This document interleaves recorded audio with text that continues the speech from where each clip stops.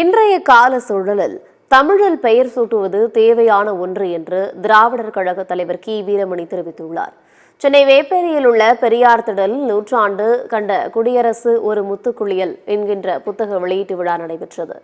இந்த நிகழ்ச்சியில் திராவிடர் கழக தலைவர் கி வீரமணி, துணைத் தலைவர் கலிப்பூங்குன்றன், திராவிட இயக்க பேச்சாளர் திருநாவுக்கரசு ஆகியோர் கலந்து கொண்டனர். நிகழ்ச்சியில் பேசிய கி வீரமணி, நம்மை போன்றவர்கள் 100 ஆண்டு வாழ்வோமா இல்லையா, ஆனால் விடுதலை நாளேடு 100 ஆண்டு வாழ வேண்டும் என்று குறிப்பிட்டார்.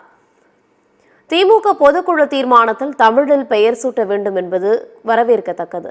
இன்றைய கால சூழலுக்கு அது தேவைப்படுகிறது என்றும் தெரிவித்தார். திமுக பொதுக்குழுவில் வரவேற்க தகுந்த 26, 27 தீர்மானங்களில் ஒன்று என்னன்னா, தமிழில் பெயர் சூட்ட வேண்டும்.